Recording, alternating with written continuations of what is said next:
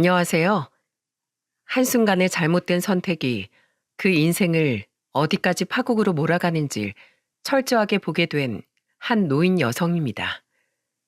저는 제 가까이 있던 사람 중 한 사람이 자신의 어리석은 선택 한 번으로 어디까지 인생이 비참해지는지 철저하게 볼 수 있었는데요. 그 한 사람의 잘못된 선택으로 인해 절 포함한 제가 사랑하는 사람들까지도 뼈아픈 시간을 보내야 했기에 그 일을 겪게 한 그 인간을 다시는 보고 싶지 않습니다. 그나마 한 가지 위로가 되는 일이라면 그 인간이 철저하게 무너져 버렸다는 거일 텐데요.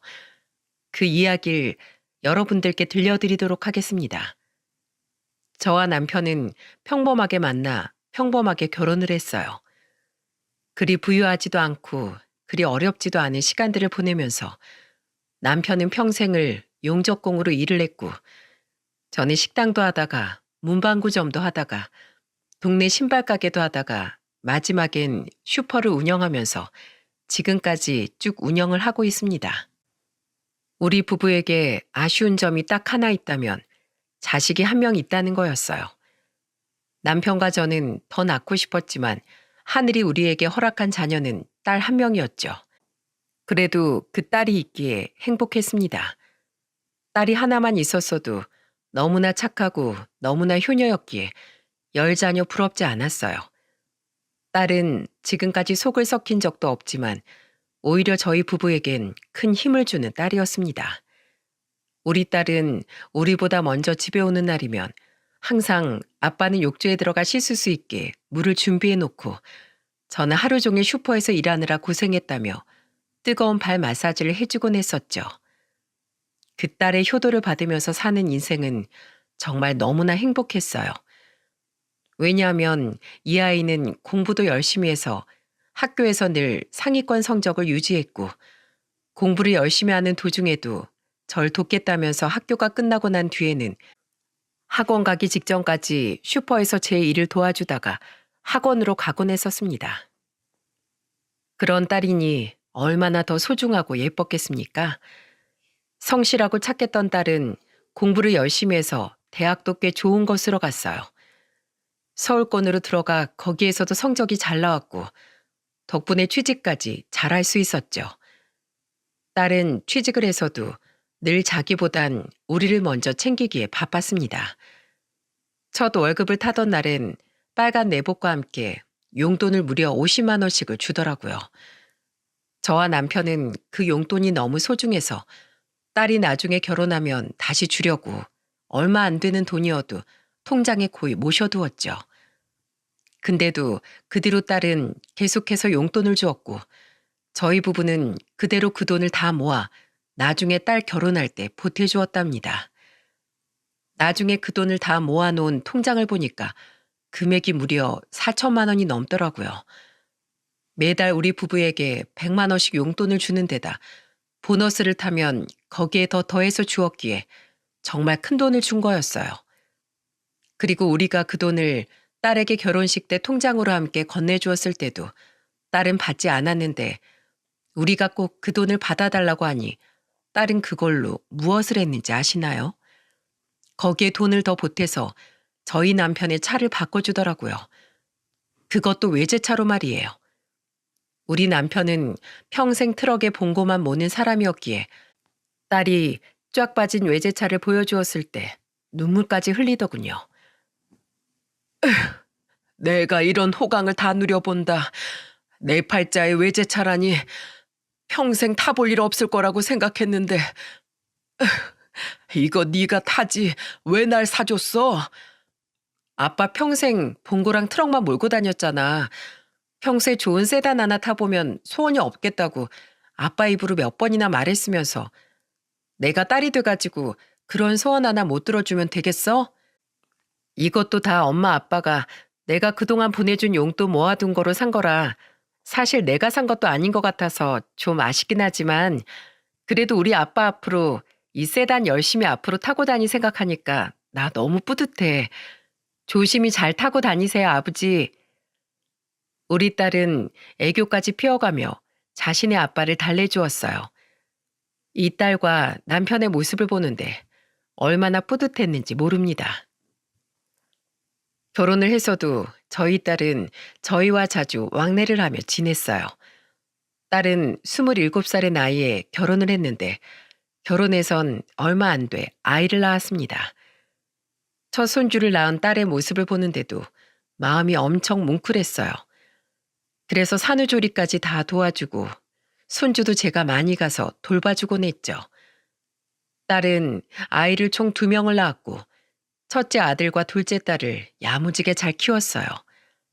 그리고 저희 부부도 그렇고 시댁 쪽에서도 아이들을 자주 보여주면서 할머니, 할아버지들이 손주들의 재롱을 보면서 행복한 시간을 보낼 수 있게 해주었죠.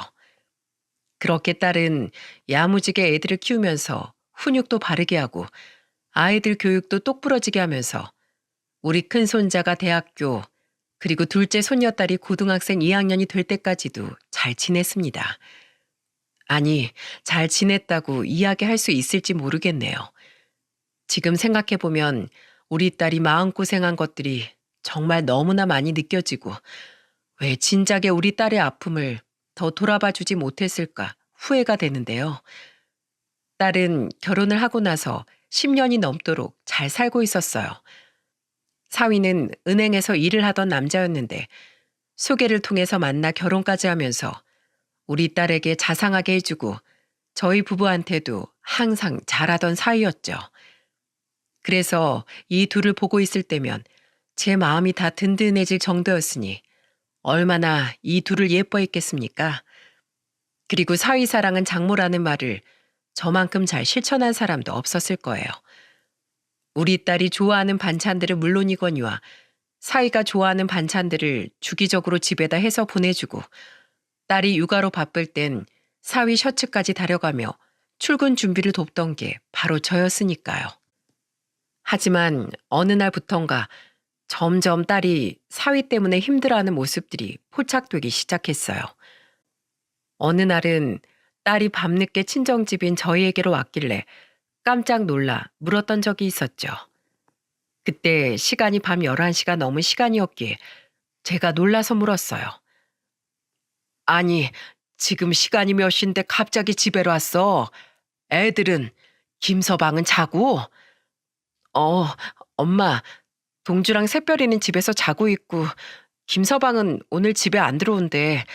밖에서 좀 일이 있나 봐. 아니, 그럼 애들만 지금 집에 놓고 여길 왔다는 소리야? 너 무슨 일이 있었어? 왜 그래? 얼굴은 왜 그렇게 또 울상이야? 혹시 김서방이랑 싸웠니? 김서방이 집에 안 들어온 걸로 싸운 거야? 그런 거야? 애들이야 뭐 이제 둘 다 고등학생인데 자기네들끼리 집에 있어도 충분히 있지. 엄마, 나 요즘 김서방 때문에 좀 힘이 드네. 왜 그래? 무슨 일인데 그래? 혹시 김서방 바람났어? 그런 거야? 아니야. 나도 그런 줄 알았는데 바람난 건 아니더라고. 그냥 나한테서 마음이 떠난 것 같아. 이젠 내가 여자로 보이지도 않나 봐. 뭐 같이 산 세월이 있으니까 그건 이해가 되는데 전에 남편이 나한테 그러더라, 엄마. 그냥 의리로 사는 거라고. 아니, 사실 그것도 아니고 그냥 애들 보고 사는 거래. 기회만 되면 나중에 결혼하자고 하더라. 그게 말이 돼, 엄마? 뭐야? 아니, 김서방이 그런 소리를 했다고? 권태기인지 뭔지 모르겠는데 요즘은 집에도 잘 안 들어와. 애들도 다 컸고 하니까 김서방도 이제 자기 인생 즐기고 싶은 것 같은데 근데 그건 아니잖아 진짜. 내가 어떻게 해야 될지 모르겠어. 딸은 정과 다른 사위의 마음에 마음이 많이 무너진 듯 했습니다. 그 모습을 보니 마음이 많이 아프더라고요. 그리고 혹여나 사위가 바람이 난 건 아닐까 싶어서 넌지시 한 번 더 물었죠. 예, 김서방 바람난 건 아닌지 딴 여자가 있는 건 아닌지 잘 봐라. 남자 마음이 그냥 떠날 리는 없는 법이야. 그리고 정말 바람이 맞다면 어떻게 행동해야 할지도 다 대비해서 생각하고 있어야 돼. 이 엄마가 도와줘? 말만 해. 아니야. 그럴지라도 내가 해결해야지. 그리고 봤는데 여자 문제는 아닌 것 같아. 그냥 마음이 떠서 그런 것 같아. 나도 이제 나이 먹었고 남편도 나이 먹으면서 그냥 시들해진 거지 뭐. 엄마 미안해. 내가 괜히 와선 그냥 힘들어서 엄마한테 투정 부리고 싶었나 봐. 그래도 우리 사이 문제 있는 건 아니니까 너무 걱정하지 마요. 그래. 앞으로도 힘들면 언제든지 이렇게 엄마한테 찾아와. 엄만 언제든지 우리 딸 편이고 언제나 도움이 필요하면 다 도와줄 거니까. 알았지? 엄마 고마워. 딸은 그렇게 한껏 마음이 풀어져서는 집으로 돌아갔습니다. 근데 그 뒤로 전 찜찜한 마음을 풀 길이 없었어요. 그래서 은근슬쩍 사이가 일하는 은행으로 가서 살펴보면서 혹시나 사이가 바람이 난 건 아닐까 몰래 살피며 지켜봤는데 다행히도 딸의 말처럼 바람이 난 건 아닌 듯 했습니다. 그리고 나중엔 딸이 다시 활기를 되찾았어요. 사위랑 같이 좋은 곳에 가서 데이트도 하고 왔다고 하고 사위가 준 선물이라며 저한테 이것저것 보여주기도 하고 그랬었거든요. 그래서 단순한 해프닝이었나 보다 싶어 마음을 놓고 있었을 때 아주 비극적인 사건이 우리 모두에게 덮치고야 말았습니다. 그리고 저는 딸을 더 돌아보지 못한 저의 어리석음을 땅을 치고 후회할 수밖에 없었죠. 그렇게 한 1년 정도가 지난 이후에 큰 손주는 대학에 들어가고 둘째 손주는 고등학교를 잘 적응하면서 다니고 있으면서 딸과 사이사이에도 아무 문제 없이 잘 지내고 있었다고 느끼며 하루하루를 여느 때와 같이 평범하게 잘 지내고 있었을 때였어요. 저녁에 슈퍼에서 일을 하고 있는데 갑자기 손녀에게로부터 긴급한 전화가 왔고 저는 그 전화를 받자마자 까무러칠 뻔했습니다. 할머니, 할머니, 엄마가 쓰러졌어요. 어떡해요? 어떡해요, 할머니? 저 지금 너무 무서워요. 엄마 어떡해요? 네? 너무 무서워요. 엄마가 일어나질 않아요. 뭐라고? 엄마가 쓰러져? 지금 집에 누구 있는데? 네 아빤, 오빤 어디 있고? 아니다, 119에 신고했어? 구급차 불렀어? 네, 구급차 불렀어요. 지금 오고 있어요. 아빤 전화도 안 받아요. 어떡해요? 오빠도 학교 갔다가 오늘 늦게 온다고 했단 말이에요. 할머니, 엄마 어떡해요? 나 지금 너무 무서워요. 손녀딸은 울면서 저에게 전화를 했고 저는 딸이 쓰러졌다는 이야기를 듣자마자 까무러칠 뻔했습니다. 다행히 119엔 바로 신고를 해서 딸은 금방 병원으로 이송이 되었습니다. 저도 일을 다 제쳐두고 남편과 함께 딸이 있는 병원으로 얼른 갔죠. 하지만 끝내 저는 좌절할 수밖에 없었어요. 왜냐하면 딸은 이미 초동 대처가 너무 늦어버려 결국엔 뇌사 상태에 빠져버리고 말았거든요. 병원 측에서도 더는 손을 쓸 수 없다며 이야기를 했습니다. 손녀의 말로는 딸과 함께 저녁을 먹은 후 각자 집에 있었는데 갑자기 욕실에서 쿵 소리가 들려 가봤더니 제 딸이 글쎄 쓰러져 있었다고 하더라고요. 하지만 손녀딸은 이런 상황에 어떻게 해야 하는지 잘 몰랐었기에 결국 119가 올 때까지 기다리는 수밖에 없었습니다. 그나마 한 일이라곤 손녀딸이 119가 오는 사이에 그들에게 어떻게 응급조치를 해야 하는지 들으며 뭐라도 해보려고 했었던 것 같은데 어린 나이에 실력이 많이 미흡했던 것 같아요. 결국에 제 딸은 빠르게 병원으로 이송되긴 했지만 뇌사 상태를 피할 순 없었던 거였습니다. 뇌출혈로 쓰러진 딸은 병원에 도착해서는 수술까지도 다 했지만 뇌 부종으로 인해 더 오래 수술을 하지 못했고 그대로 뇌사 상태로 들어가 누워 있어야만 했어요. 알고 봤더니 제 딸에게는 언제 어디서 터져버릴지 모르는 뇌 동정맥 기형이 선천적으로 있었나 보더라고요. 부모가 돼서 그런 것도 몰랐다는 사실에 큰 좌절을 하기도 했습니다. 정말 너무 딸에게 미안했고 죄책감이 들어 한시도 딸 옆에서 떨어져 있을 수가 없었어요. 그래서 이미 누워있는 딸을 보면서 의사 선생님께 매달리며 말했습니다. 선생님, 제발 우리 딸 좀 살려주세요. 제발 일어날 수 있게 해주세요. 저 이 딸 하나밖에 없습니다. 나나 우리 남편이나 이 딸 하나 보고 살았어요. 제발 그러니까 우리 딸 좀 살려주세요. 저 이 딸 없으면 죽어요. 우리 부부한테 소망은 얘 하나인데 어떻게 이럴 수가 있어요. 저 우리 딸 이대로 못 보내요. 이대로 누워있게 할 수 없어요, 선생님. 얘 나이가 아직 창창해요. 우리 손주들도 있다고요. 아무 말 없이 서 있는 의사 선생님을 붙들고 저는 하염없이 눈물을 흘리며 말했습니다. 하지만 이미 엎질러진 물이었기에 제 손주들도 옆에서 아무것도 하지 못한 채로 눈물만 뚝뚝 흘리고 있었고 울부짖는 절 남편이 말렸습니다. 그리고 뒤늦게서야 연락을 받고 온 사위는 놀랐는지 한동안 멍하니 있더라고요. 하지만 딱 거기까지였습니다. 사위는 그 뒤로 한참 생각이 많은 듯 하더니 제 딸의 상태를 보고 보호자가 해야 하는 일들만 처리를 해놓고는 집으로 돌아갔어요. 그리고는 자주 볼 수 없었습니다. 그렇게 딸이 뇌사 상태로 누워있는 상태는 생각보다 길어졌어요. 1년이나 지속되었죠. 살아있는 것도 죽은 것도 아닌 채로 누워 지내는 딸을 보며 억장이 무너지는 때가 한두 번이 아니었습니다. 하지만 이것보다 더 마음이 아팠던 건 자기 마누라가 이렇게 병상에 누워있는데도 불구하고 이 남편이란 사이놈은 몇 번 얼굴을 비치지도 않았다는 거였어요. 처음엔 바쁘다는 이유로 출퇴근을 해야 한다는 이유를 대길래 이해를 해야 했습니다. 직장인들이 바쁘게 사는 건 맞으니까요. 하지만 그래도 부부인데 어쩜 이렇게 무심할까 싶어 화가 나 말을 한 적도 있었어요.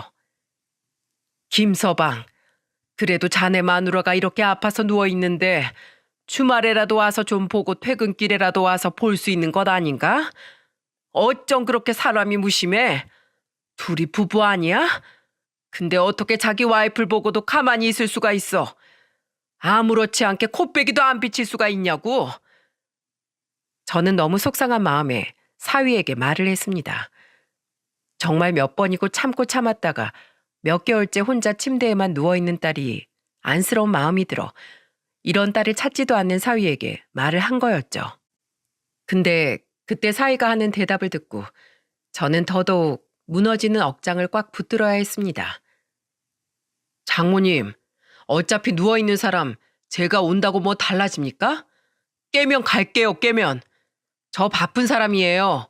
오늘도 야근한다고요. 저도 나름 아픈 마누라 두고 제 나름대로 열심히 살고 있는 중이니까 이런 일로 전화하지 마세요.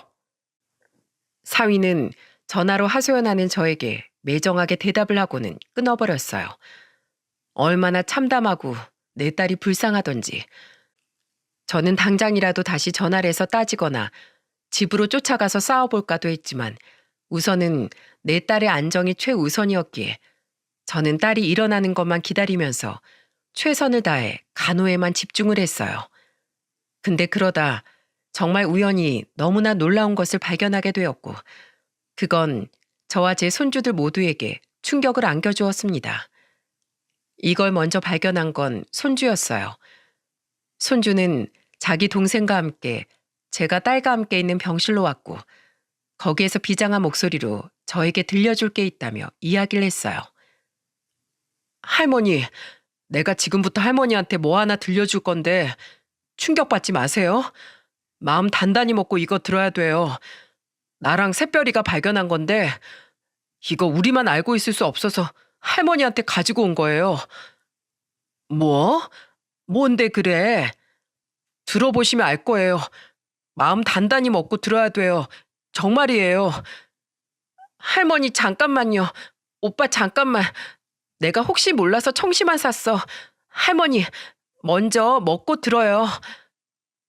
도대체 뭐길래 이렇게까지 하는 건가 싶어 떨리는 마음으로 아이들이 들려주는 걸 들어야 했고 아이들이 들려주는 걸 다 들은 후에 저는 울부짖을 수밖에 없었어요. 아이들이 들려준 건 바로 딸이 쓰러지기 전 사위와 딸의 통화 내용이 담긴 녹음 파일이었고 거기엔 감히 제가 상상하지도 못할 만큼의 충격적인 대화 내용이 들어가 있었습니다. 그 핸드폰 속 대화는 손주에 의해서 발견되었는데요. 제 첫째 손주는 엄마를 너무 그리워해서 한 번씩 엄마 물건도 다시 살펴보곤 했는데 어느 날은 갑자기 핸드폰이 보고 싶어졌다고 하더라고요. 1년 내내 전원이 꺼져 있었던 전화기였기에 고장은 나지 않았나 엄마가 사진첩에 저장해둔 자기와 자기 동생의 모습들은 어떤지가 보고 싶어져 뜬금없이 자기 동생이랑 둘이서 핸드폰을 충전시켜 이것저것 살핀 거였죠. 근데 그러다 생각지도 못한 걸 발견하게 되었고 그걸 들은 두 손주들이 큰 충격을 받고는 저한테 가지고 달려온 거였어요.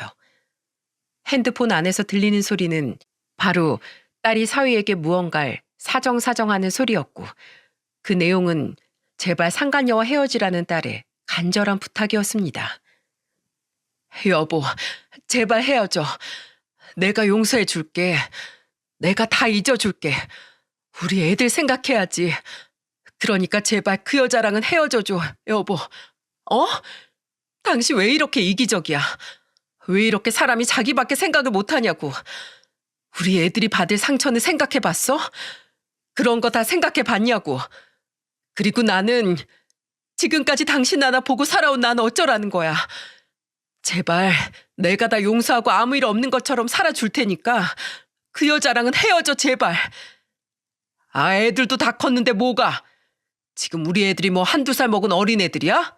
아니잖아. 클 만큼 다 컸고 이제 알 거 다 아는 나이에 엄마 아빠가 꼭 필요해? 그러니까 나한테 그딴 소리 할 거면 아예 그냥 입 닫고 말도 꺼내지 마. 소리도 내지 말라고. 그리고 나 이제 너랑 사는 거 지긋지긋해. 너무 끔찍하게 싫다고.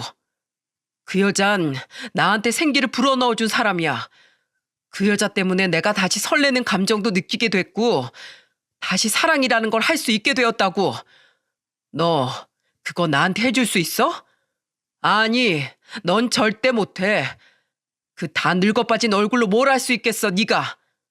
그러니까 그딴 소리 할 거면 다 집어치워. 여보, 제발 이러지 마.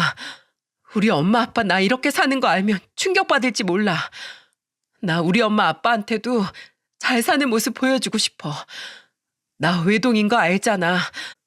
우리 엄마 아빠 나 하나 보는 거 사는 게 낙인분들인데 나 이렇게 비참하게 사는 거 보여주고 싶지 않아. 아 그래서 내가 네가 해달라는 부탁 다 들어줬잖아. 놀러 가는 척 다 해주고 사진 찍어 보내고 했어 안 했어? 근데 그거 어차피 다 들통나게 되어 있다 너. 이제 생쇼 그만해. 나도 지겨워서 그딴 짓 더 못하고 나 그 여자랑 마음 편히 그냥 같이 살고 싶으니까 이쯤에서 제발 갈라지자고. 그리고 한 번만 더 이딴 걸로 전화할 거면 나한테 전화하지 마.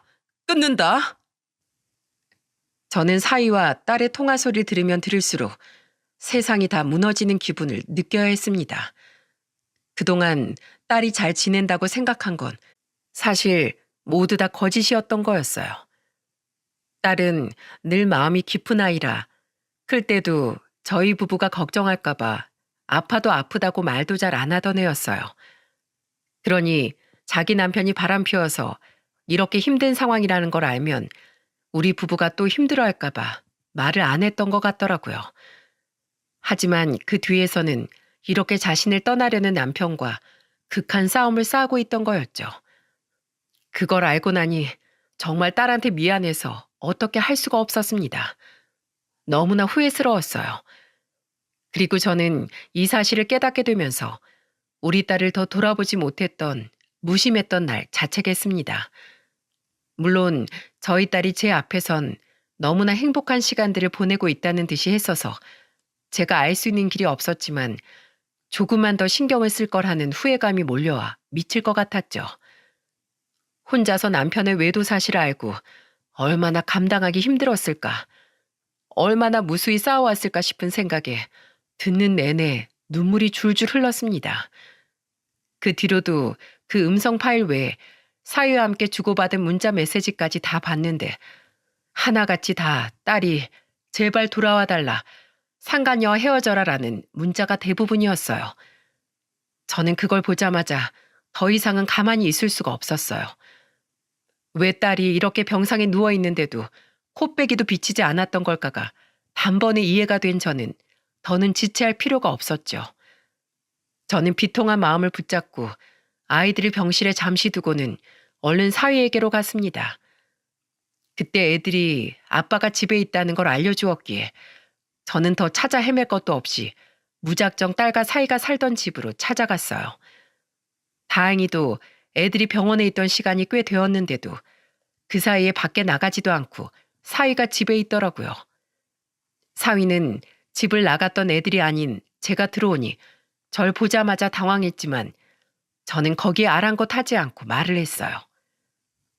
자네, 나 다 알고 왔어. 대체 뭐야? 내 딸 쓰러지기 전에 둘이서 무슨 일이 있었던 거냐고. 자네 여자 있었나? 여자가 있었던 거냐고. 사실대로 다 말해야 할 거야. 지금까지 무슨 일이 있었던 건지, 대체 내 딸이랑 쓰러지기 전에 얼마나 어디까지 얘기가 됐던 건지 다 말하라고.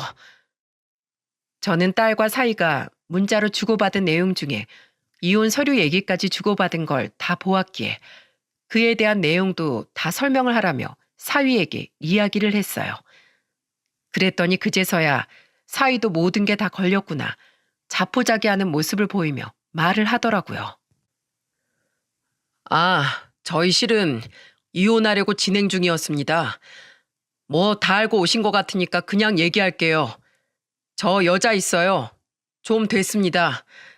아무리 제가 마음을 잡아보려고 해도 그냥 제 눈엔 그 여자밖에 안 보이는 걸 어쩝니까? 제 마음은 이제 와이프한테 있지 않아요. 제 마음은 오로지 그 여자한테만 있어요. 그러니 계속 결혼 생활을 해도 서로에게 괴로울 뿐이라 제가 이혼하자고 했습니다. 전 이혼 서류도 다 적었어요. 와이프만 도장 찍으면 끝나는 거였는데 그 사이 이렇게 쓰러져 버려서 저도 지금 얼마나 난감한지 모릅니다. 뭐 억지로 도장을 찍을 수도 없는 노릇이고. 뭐야? 이런 뻔뻔한. 야, 너 지금 가정 있는 사람이 바람핀 게 뭘 잘한 짓이라고 이렇게 당당해. 뭘 믿고 이렇게 당당하냐고. 그럼 사람 마음이 어떻게 한결같습니까? 저도 와이프랑 20년을 넘게 살았어요. 한 사람이랑 20년 살았으면 저도 잘 산 거 아니에요? 애들도 이제 어엿한 성인 되어가고 있고 뭐 새별이도 이제 곧 19살이고 조금 있으면 다 큰 어른인데 제 마음 하나 이해 못 해줄까요? 저는 잘못 없다고 봅니다. 사람 마음이 어떻게 그렇게 한 사람한테만 주구장창 있어요? 사위는 정말 적반하장식으로 나왔고 급기야는 저한테 본인을 놔달라고 말을 하더라고요. 하지만 전 절대로 그렇게 해줄 수 없었습니다. 누구 좋으라고 제가 우리 딸 아픈 사이에 이 인간을 놓아주겠어요. 그리고 제가 놓아주자마자 이 인간은 바로 상간녀에게로 가서 둘이 새 살림 차릴 것이 뻔했기에 놓아줄 생각조차 하지 않았어요. 하지만 사위는 이미 제가 알게 된 사실에 더는 지체할 필요도 못 느꼈는지 그날 바로 짐을 싸들고 집을 나갔습니다. 저는 정말 제 딸이 너무나 불쌍했어요. 그리고 제 손주들도 너무 불쌍했죠.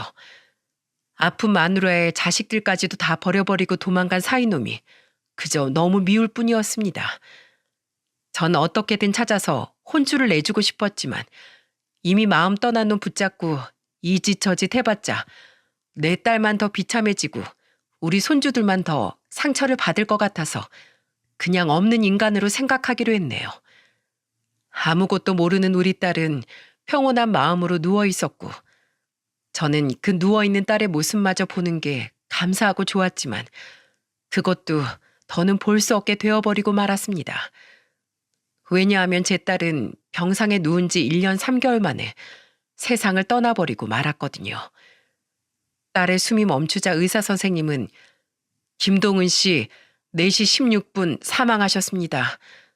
라고 말하며 사망 선고를 내렸고 저는 그 말을 듣자마자 너무나 마음이 아팠고 슬펐어요. 정말 제 가슴이 미어지는 줄 알았습니다. 딸이 쓰러지기 전까지 얼마나 마음고생이 심했을까, 얼마나 힘든 시간들을 보내야 했을까 생각하면 억장이 무너지는 것 같았어요. 홀로 그 외로운 싸움을 했을 딸을 보니 너무나도 안쓰러웠죠. 저는 정말 20년을 넘게 그래도 한 식구라고 여기며 살았던 사이가 이렇게 배신을 때릴 줄은 몰랐습니다. 이렇게 제 딸을 헌신작처럼 버려버릴 줄은 몰랐어요. 근데 그때 딸의 사망 선고를 듣고 난 뒤에 한쪽에서 울부짖는 소리가 들렸습니다. 그건 바로 제 첫째 손주였어요. 할머니, 나 이대로 엄마 그냥 못 보내요. 우리 엄마 이렇게 아프게 만든 놈 제가 꼭 복수할 거예요. 우리 엄마 이렇게 아프게 하고 힘들게 하고 우리까지 버린 인간 절대로 용서 못해요. 내가 어떻게 해서든 복수할 거라고요. 우리 엄마 불쌍해서 어떻게 해요. 그래 아가, 이리 오렴. 너희 마음이 얼마나 아프겠니. 이 할미가 이제 너희 다 책임질 거야. 이 할미만 믿어. 할아버지랑 내가 너네 다 안아주고 다 키울 거니까 걱정하지 마라. 이리 와 내 새끼들, 이리 와. 저는 우리 손주의 울부짖는 소리에 마음이 아파 딸을 잃은 슬픔을 함께 느끼며 아이들을 안아주었어요. 그리고 그때까지도 전 단순히 손주가 그냥 엄마 잃은 슬픔이 아빠의 배신이 힘들어 그때만 감정적으로 말을 한 거라고 생각을 했습니다. 근데 아니었어요. 생각보다도 제 손주의 계획은 아주 철저했고 누구보다도 진심이었죠. 왜냐하면 이 손주가 누구도 생각지 못한 방법으로 자기 아빠를 초전 박살을 내버렸거든요. 딸의 장례를 다 치르고 안치까지 다 하고 나서 전 어떻게 하면 우리 손주들을 잘 키워 대학에서 시집 장가까지 잘 보낼 수 있을까 남편하고 고민하며 상의를 하고 있었어요. 당시 제 큰손주는 대학생이었기 때문에 일단 큰애 대학 등록금 먼저 생각을 하며 차후 계획을 세우자고 했어요. 우리 손주들이 그때까지도 마냥 어린애라고만 생각을 했었기에 애들을 어떻게 하면 더 잘 키울 수 있을까 생각을 했지만 그건 저의 어리석은 생각이었습니다. 애들은 제 생각보다도 훨씬 많이 커 있었어요. 왜냐하면 어느 날 갑자기 손주에게서 전화가 왔고 그 이후에 진행되는 일들을 보면서 저는 감탄하지 않을 수가 없었거든요. 사위라는 놈이 도망가고 나서 두 손주들은 저희 집에서 지내고 있었기 때문에 그날도 어김없이 손주들과 함께 밤에 인사를 하고 잠에 청하려고 했죠. 근데 큰 손주가 갑자기 제 방에 오더니 이러더라고요. 할머니, 내일 아침 9시까지 여기 적힌 주소로 오세요. 제가 내일 재미있는 구경 시켜드릴게요. 어? 아니, 그게 무슨 소리냐? 재미있는 구경이라니. 여기 너네 아빠 다니는 은행 아니냐? 네, 맞아요. 제가 말씀드렸죠? 저 절대로 아빠 가만히 안 둘 거라고. 제가 내일 완전 재미있는 구경 시켜드릴 테니까 꼭 오셔야 돼요. 아셨죠? 9시까지예요. 할머니 와야지만 할 수 있는 거니까 꼭꼭 오세요. 저는 큰손주가 대체 무슨 일을 저지르고 있는 건지, 무슨 일을 계획하려는 건지 너무 걱정이 되었습니다. 그러면서도 얘가 어쩌려고 이러나 궁금하기도 했죠. 그래서 혹시나 무슨 일이 생기면 우리 손주를 말리거나 지키기 위해 저는 그 은행으로 시간에 맞춰 찾아갔습니다. 근데 저는 그 은행에 도착하자마자 깜짝 놀랄 만한 걸 보고 말았어요. 그건 바로 제 손주와 손주의 친구들로 보이는 건장한 체격의 남자 청년들이 플랜카드를 들고 있었는데 그 플랜카드 내용이나 모습들이 너무 웃겼어요. 일단 플랜카드의 문구는 이렇게 적혀 있었습니다. 땡땡 은행 사원, 자기 고객과 바람나다. 그는 과연 능력자인가 파렴치 아닌가? 모 은행 고객, 담당 대출과 직원과 바람나다. 그는 과연 공주인가 꽃뱀인가? 우리 엄마를 죽음으로 내몰고 내연녀와 도망친 인간을 고발합니다. 이 문구가 적혀있는 플랜카드를 들고 있는 청년들은 그걸로 끝이 아니었습니다. 그 옆에는 사진도 같이 들고 있었는데 그건 사위와 상간녀가 같이 있는 모습에서 얼굴 부분만 모자이크 처리가 되어 있는 사진이었어요. 그걸 보는데 어찌나 재미가 있던지 모릅니다. 사람들은 다 수군거리며 쳐다봤고 그 안에 써있는 문구를 보면서 키득키득 웃기에 바빴어요. 그리고 마지막 문구를 통해서 그 은행 안에 있는 사위 얼굴을 보러 서성거리는 사람들도 있었죠. 마지막 문구는 이거였어요. 바람난 동물 구경시켜드립니다. 지금 저 은행 안에 있으니 구경 오세요. 공짜예요. 실컷 보세요. 이 문구 하나에 그 은행은 주변의 구경꾼들이 조금씩 생기기 시작했어요. 하지만 제 손주는 거기에서 끝내지 않았죠. 큰 손주는 플랜카드는 친구들에게 맡기고 절 데리고 은행 안으로 들어갔어요. 그리고 저와 함께 들어가자마자 큰 손주는 손에 들고 있던 걸 그대로 자기 아빠에게로 가서 그 얼굴을 향해 던져버리며 뿌렸어요. 야, 김동주, 너 이게 무슨 짓이야? 무슨 짓이냐고? 우리 엄마 죽는데도 나 몰라라 하고 자식 새끼 다 버리고 도망간 놈 응징하는 짓이다. 왜? 아빠는 아빠도 아니야. 아니, 인간도 아니라고요. 사람이면 이딴 짓 못하지. 어떻게 엄마한테 그럴 수가 있어. 우리 엄마가 뭘 잘못했다고. 당신한테 지금까지 못한 게 뭐가 있다고. 감히 우리 엄마를 아프게 해. 이게 진짜? 야, 너 근데 이건 다 어디서 났어? 이게 다 뭐야? 너 설마 나한테 사람 붙였어? 어? 근데 이놈의 자식이? 너 이딴 못된 거 어디서 배웠어? 어디서 배웠냐고? 당신한테 배웠겠지. 누구한테 배웠겠어? 자식은 부모의 거울이란 소리도 몰라? 그만큼 멍청해 당신? 이 자식이? 사위는 자기 아들의 말발에 조금도 이겨내지 못했습니다. 근데 그게 문제가 아니었어요. 정말로 제 손주가 손에 들고 있다가 뿌린 그 바람핀 증거 사진들은 전부 다 최신 사진들이었는데 알고 보니 제 손주가 심부름 센터 사람들을 써서 지 아빠 뒤를 몰래 밟은 거였더라고요. 나중에 어떻게 그런 걸 할 생각을 했냐고 돈은 다 어디서 났냐고 물어보니까 학창 시절부터 모아두었던 용돈이랑 대학교 들어가자마자 시작했던 아르바이트 비용으로 모아두었던 걸 다 탈탈 털어서 흥신소 사람들을 쓰는데 썼다고 하더군요. 근데 그 비용은 비록 만만치 않았을지 모르지만 그 덕에 복수는 아주 제대로 할 수 있었습니다. 왜냐하면 손주가 심부름 센터를 통해 찾아낸 증거는 바람핀 현장만 있는 것이 아니었거든요. 당신 나한테 이 증거들만 있는 것 같지? 웃기지 마. 이제부터 각오 단단히 하는 게 좋을 거야. 여기 은행장 누구예요? 은행장님 나오세요. 고발할 게 있습니다. 당장 은행장님 나오세요. 다짜고짜 은행장을 찾는 손주 행동에 사위는 더더욱 당황하기 시작했어요. 왜 은행장을 찾는지 몰라 저도 당황하고 있었을 때 은행장이 이 모든 소란을 다 알고 나서 나와 제 손주를 말렸습니다. 저입니다. 제가 은행장입니다. 저 지금은 다른 손님들이 계시니까 안으로 들어가시죠. 아니요. 여기에서 말해야겠어요.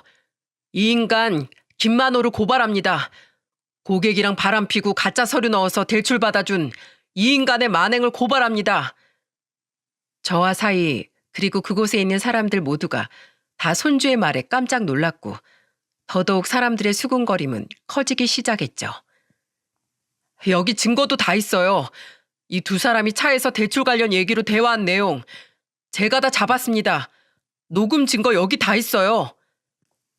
손주의 소리가 커질 때마다 은행 안에 있는 수군거림도 커졌고 사태가 점점 더 심각해지려 하자 그제서야 은행장과 그 안의 다른 직원들은 저와 제 손주를 더 안으로 데리고 들어갔습니다.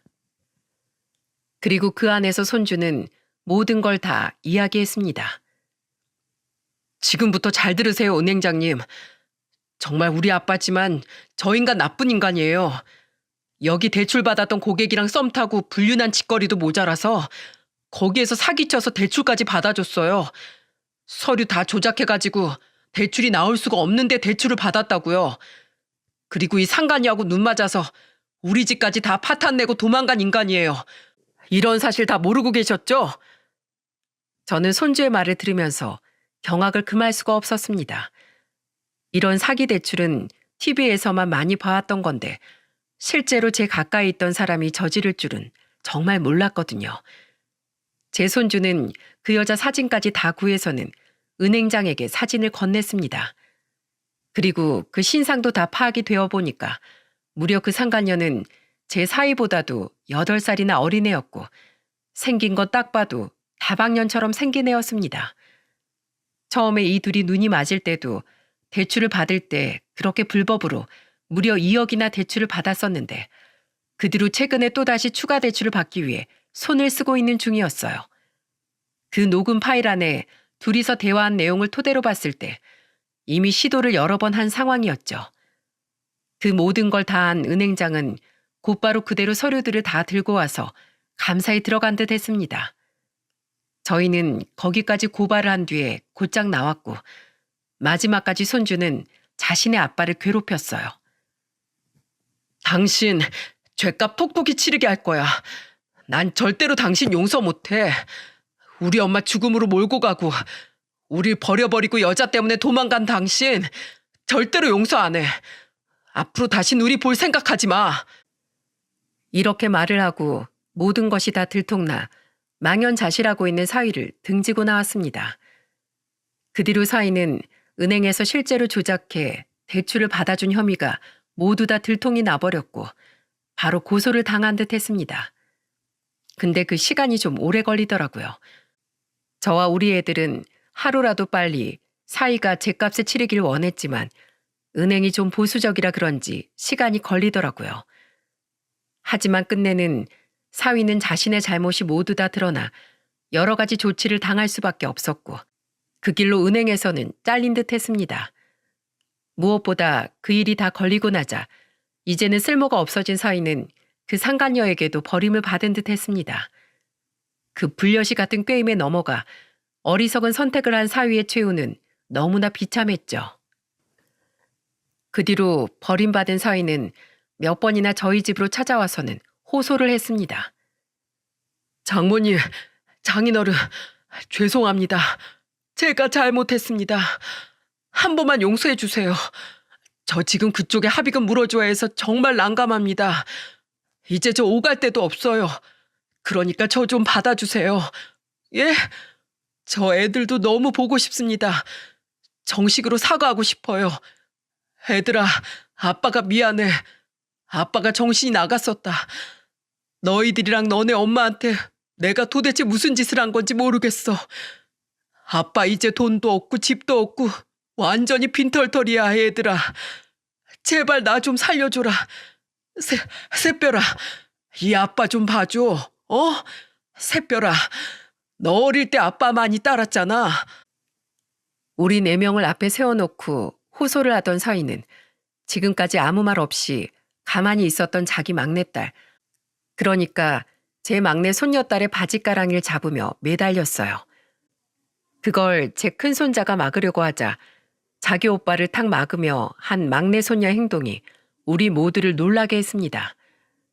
손녀딸은 자기 바지가랑이를 잡고 늘어지는 지 아빠를 향해 아주 상냥한 투로 말을 했어요. 아빠, 잠깐만 기다려요. 알았어. 알았으니까 이거 잠깐 놔봐요. 손녀의 따뜻한 음성에 안심이 좀 된 듯한 사위는 그대로 손을 놓고는 손녀딸만 쳐다보고 있었습니다. 그때 손녀딸은 갑자기 자신의 방으로 들어갔다가 무언가를 손에 들고 왔고 그건 다름 아닌 우리 손녀딸의 돼지 저금통이었어요. 손녀는 그 돼지 저금통을 가져다가 배를 갈랐고 꽤나 묵직했던 그 돼지 저금통을 가르자마자 아주 깜짝 놀랄 만한 행동을 했어요. 그건 바로 그 돼지 저금통 안에 있는 동전들을 싹 다 바닥에 무릎 꿇고 앉아있는 자기 아빠 머리 위로 쏟아버리는 거였죠. 자요, 됐죠? 돈도 없고 집도 없는 아빠한테 이게 내가 할 수 있는 마지막 잡이에요.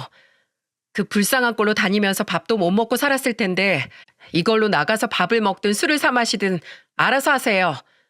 이거 뭔지 기억나죠? 나 중학생 때 아빠가 마지막으로 사준 돼지 저금통. 그날 이후로는 아빠 같지도 않게 행동했으면서 이제 와서 봐달라고? 자요. 이거 다시 싹 다 돌려줄 테니까 이제 앞으로 우리 사이에 남은 거 없이 살 수 있겠죠? 진짜 웃기지도 않아서. 이봐요. 내가 진짜 다 줬으니까 앞으로 여기 다신 찾아오지 마요. 그리고 감히 어디다 손을 대? 신고당하고 싶어요? 앞으로 또 여기 찾아와서 내 바지가랑이 붙들면 그땐 확 신고할 거야. 당신 이제 내 아빠도 아니니까 빨리 나가요. 이 집에서 나가. 꼴도 보기 싫어요. 오빠, 이 사람 끌어내자. 할아버지 좀 도와주세요. 손녀딸은 정말 끔찍한 걸 보는 듯하면서 벌레 내쫓듯 내쫓으려고 했고 자신 혼자 힘으로 안 되니 제 남편이랑 손자에게 도와달라고 하며 셋이서 사위를 몰아냈어요. 그 뒤로 사위는 더 이상 찾아올 수 없었습니다. 그리고 그 뒤로 은행에서도 쫓겨나고 고소를 당해 잘못을 저지른 일에 대해 죗값을 치르느라 합의금까지 전부 다 물어줘야 해서 지금은 원룸에서 지내며 전전긍긍하며 지내는 것 같았어요. 그 뒤로 사위와는 아이들 양육권 문제가 있었는데 아이들 모두 다 지 아빠한테 양육권을 맡기고 싶지 않아 하기에 소송을 통해 양육권을 저희 부부가 가지고 올 수 있도록 했어요. 이것도 쉽지 않은 싸움이 될 거라고 생각했는데 사위는 그동안 느낀 게 많았는지 순순히 그 양육권을 포기하더군요. 하지만 사위가 못하겠다고 싸우려 했었어도 유책이 분명히 그쪽에 있었기에 이 싸움은 우리가 이기는 싸움이나 다름없었을 거라 생각해요. 아무튼 덕분에 지금은 우리 손주들은 완전히 제 식구들이 되어서 너무나 잘 지내고 있는 중이랍니다. 사위는 한순간의 실수로 지금은 빈털터리가 되어 사랑하는 아내도 자식들도 재산도 다 잃은 채 비참한 삶을 살고 있지만 저희 가족은 이번을 계기로 더 끈끈한 사이가 되어서 할머니 할아버지와 손주들 사이 이상의 가족애가 생겨 너무나 잘 지내고 있는 중이에요. 제 막내 손녀딸은 다니던 학교 열심히 다니고 있는 중이고 우리 큰애는 그 아픈 시간들을 잘 이겨내고 지금은 대학교를 휴학하고는 군대 갈 준비를 하고 있는 중이랍니다. 원래부터 1년 학교 다니고 군대를 가겠다고 했는데 이번에 큰 아픈 시간들을 보내면서 우리 부부와 자기 동생이 걱정되어 군대 가는 걸 미루겠다고 하더라고요. 하지만 우리는 괜찮으니까 다녀오라고 했습니다. 저는 오히려 군대 가서 애가 더 마음이 많이 상하는 일이 있지 않을까 걱정이 되어 미루라고 할까 싶었지만 오히려 손자 녀석이 우리만 괜찮은 거라면 자기는 오히려 그곳에서 몸쓰고 하면 더 금방 이 지난 시간들을 털어버릴 수 있을 것 같다며 가고 싶다고 하길래 그러라고 했네요. 그래서 지금은 군대에 가기 위한 준비를 하면서 저희와 시간을 많이 보내고 있습니다. 얼마 전에는 지 엄마한테도 같이 다녀오기도 했네요. 엄마의 유골함 앞에서 우리 큰 손자 녀석이 이런 말을 하더라고요. 엄마, 거기선 편안하게 잘 있어요? 우린 잘 지내고 있어. 내가 슈퍼맨처럼 아빠도 물리쳤고 우리 할머니 할아버지 그리고 새별이도 다 책임지고 잘 보살필 거니까 엄만 나만 믿어요. 나 그리고 군대 가서 진짜 멋진 어른, 멋진 남자가 돼서 돌아올게요. 그래서 더 든든한 오빠, 손주, 그리고 아들이 되어보려고 해요. 그러니까 엄마는 하늘에서 꼭 저 지켜봐 주세요. 진심 어린 깊은 손자의 고백에 우리는 모두 다 눈물을 훔칠 수밖에 없었습니다. 그리고 원래부터 여려서 아무 소리 못하고 눈물만 끄끄거리며 울고 있는 우리 손녀딸의 손을 우리 손자가 잡아주면서 토닥여주는데 우리 딸이 살아서 이 모습을 봤더라면 얼마나 뿌듯했을까 싶더라고요. 하지만 어쩌겠습니까? 이제는 모두 다 지나버린 일인 것을요. 저와 남편은 우리 손주들을 어떻게든 더 잘 키워보리라 더 다짐하게 되기도 했네요. 여러분, 한 사람의 선택이 그 사람의 인생을 얼마나 망가뜨릴 수 있는지, 그리고 그 주변까지도 얼마나 힘들게 할 수 있는지 제 이야기를 들으시며 혹시 깨달으셨나요? 저는 제가 겪은 일들을 돌아보면서 정말 순간순간 선택을 잘하고 살아야겠구나 라는 생각을 하게 되었답니다. 그리고 내가 한 선택이 어떠한 책임을 불러들일지 잘 고민하면서 늘 신중하게 생각해야겠다는 걸 느꼈어요. 그러니 부디 여러분들은 자신의 인생을 살아가실 때마다 매 순간 어떤 선택을 해야 하는지, 어떤 책임을 지어야 하는지 늘 고민하며 신중한 인생을 살아가시길 바라겠습니다. 그럼 부디 저희 손자가 군대에 잘 다녀올 수 있도록 응원 많이 보내주시고 제 손녀딸도 공부 열심히 해서 보란 듯이 좋은 대학 가고 창창한 삶을 살 수 있도록 응원의 소리를 보내주세요. 이 늙은이의 긴 사연 들어주셔서 정말 감사합니다. 안녕하세요. 저는 30대 남자입니다. 여러분은 이 세상 사람이 아니었다고 생각했던 내가 사랑하는 사람이 다시 나타난다면 어떤 기분이실 것 같나요? 그런 순간이 온다면 어안이 벙벙하고 이게 꿈인지 생시인지 분간도 안 될 것 같고 반신반의하는 기분에 혼란스러울 것 같겠죠. 저는 그 사람이 죽었다고 믿었던 어린 시절로 돌아간 것만 같았습니다. 어린 시절 가만히 생각만 해봐도 솔직히 숨이 턱하니 막혀오고 갑갑해 오는 그런 기억들밖에 생각이 안 나네요. 제 어린 시절을 잿빛으로 만든 원인은 다름 아닌 아버지였죠. 그 당시 아버지는 어린 제 눈으로 봐도 한심하기 그지없고 두렵고 무서울 만큼 증오했던 그런 존재였습니다.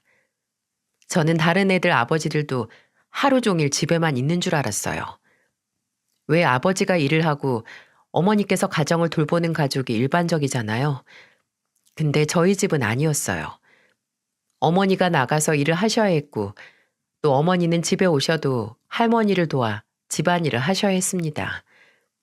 아버지는 집에서 하는 일이라곤 잠을 자거나 아니면 술을 마시거나 또 아니면 집안 가족들을 불편하게 하는 짓을 하는 그런 행동뿐이었어요. 근데 유치원에서나 학교에서나 친구들에게 우리 아빠는 매일 집에 있어 라고 하면 애들은 우와 좋겠다. 그럼 하루 종일 아빠랑 같이 있을 수 있겠네. 라고 저를 부러워했거든요. 저는 그 말이 도무지 이해가 안 갔죠. 아버지가 계시는 시간은 저나 그리고 어머니에게는 괴로움의 연속이었으니까요. 아버지는 여러모로 문제가 많은 사람이었습니다. 어렸을 때는 정확히 그게 무슨 문제였는지 알 수가 없었죠. 제가 기억하기론 유치원 때였던 것 같네요. 아버지는 제가 어머니와 시장에 갔다 오거나 어머니가 저를 유치원에서 데려오실 때면 집에 온 저를 붙들고 이런 질문을 끊임없이 하셨어요. 창수야, 오늘 네 엄마 누구랑 만났니? 엄마랑 어디 들렀다고 왔어?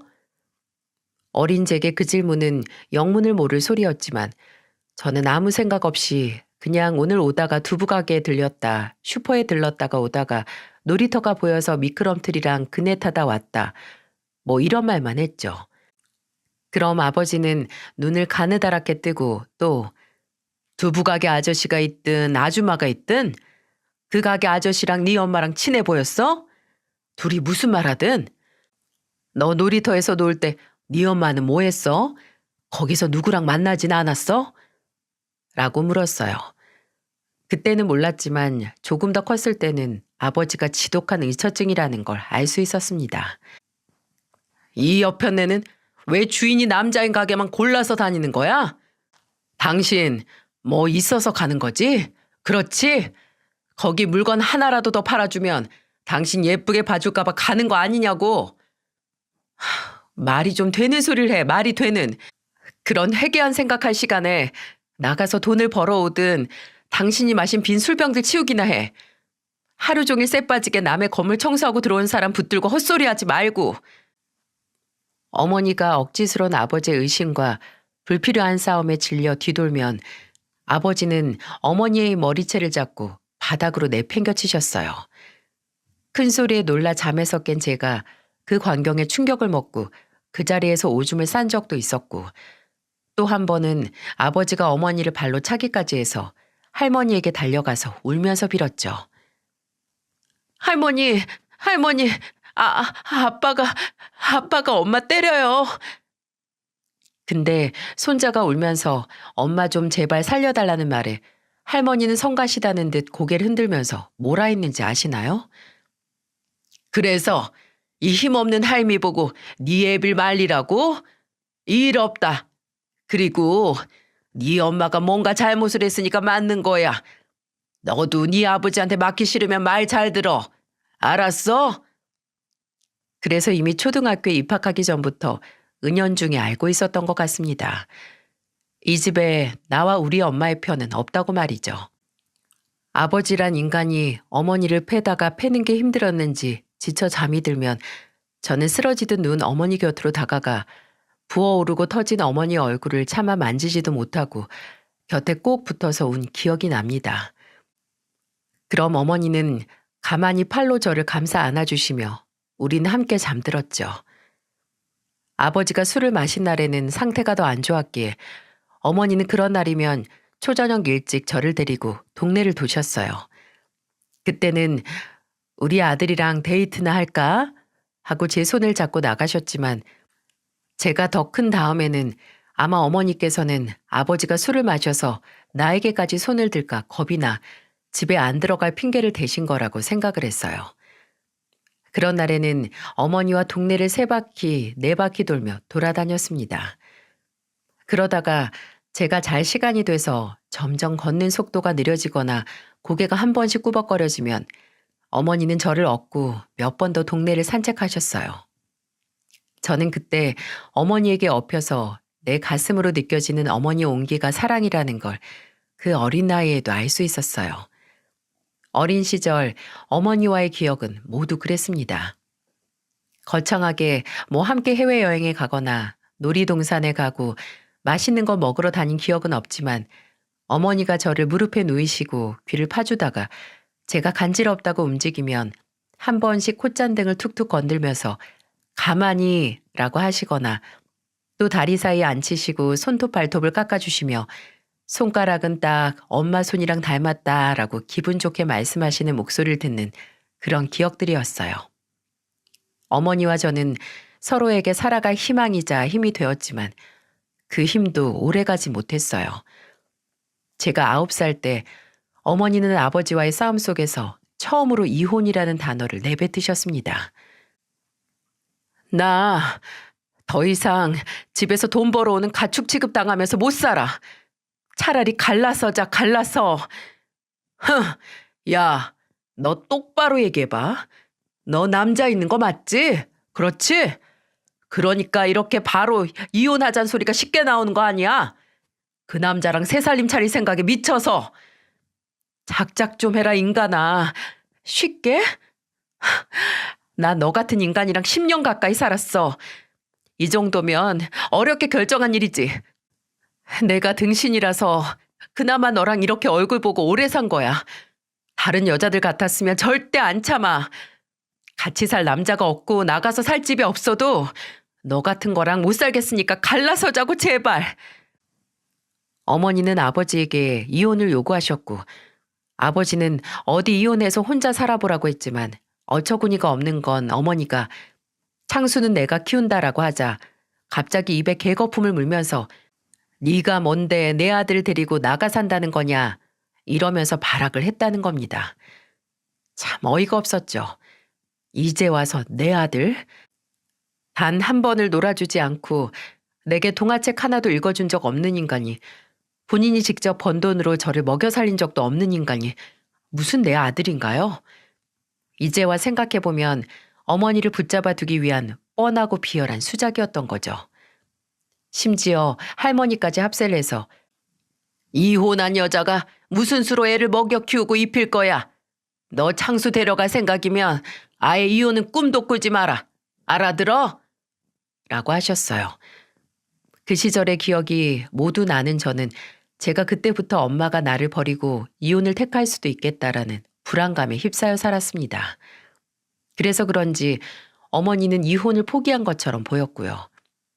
근데 이혼 이야기가 나오고 나서 아버지와 할머니는 어머니를 더 지독하게 못 살게 했어요. 어린 제 눈에도 보일 정도로 심하게 말이죠.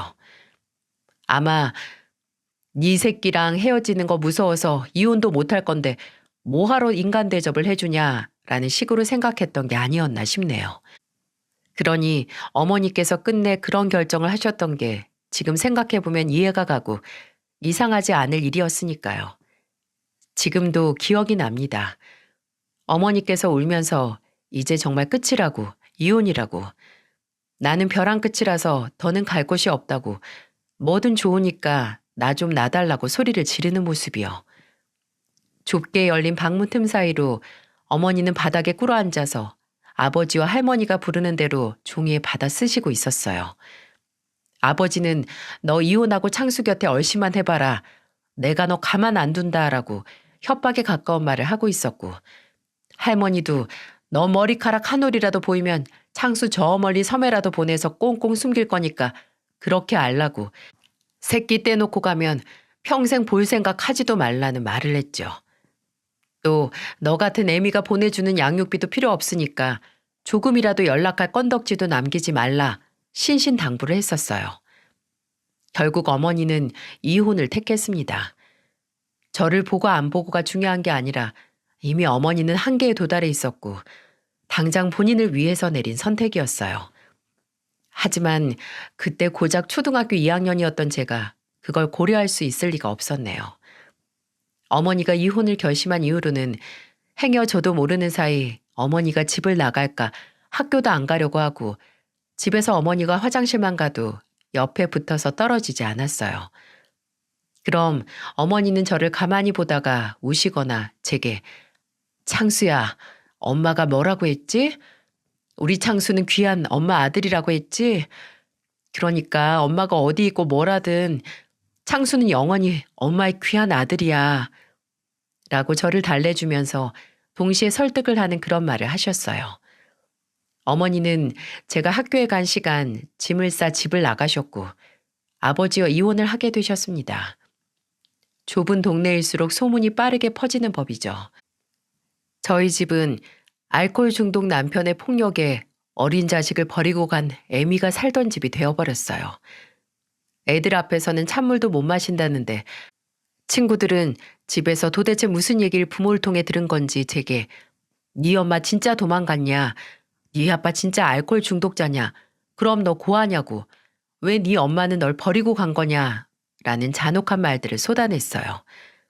그럴 때마다 저는 울면서 집으로 돌아갔었고 늘 그렇듯 그 시간까지 집에서 퍼질러 자던 아버지를 깨워서 물었어요. 우리 엄마 어디 갔냐고.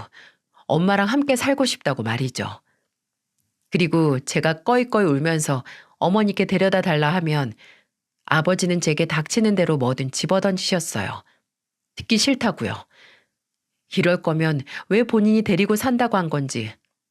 저도 시간이 많이 흐른 지금 하나의 아버지지만 세상에 정말 부모 자격 검사가 필요한 것 같습니다. 그러다 제가 11살이 되던 해 아버지께서 술이 거나하게 취한 채로 그러셨어요. 네 엄마 죽었다고.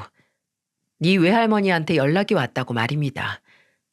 저는 아버지의 옷자락을 붙들고 그럴 리 없다며 현실을 부정했지만 아버지는 도리어 제 손을 쳐내면서 말했어요. 네가 네 애미 잘 붙들고 살았으면 이런 일도 없었어. 그러게 왜 끝까지 못 잡았냐? 아빠, 나 엄마한테 데려다 줘요. 우리 엄마 장례식에 데려다 달란 말이에요. 야, 아서라 아서. 이미 며칠 전에 끝난 네 엄마 장례식 지금 갔다가 생판 모르는 인간들 장례식 구경만 하고 오지.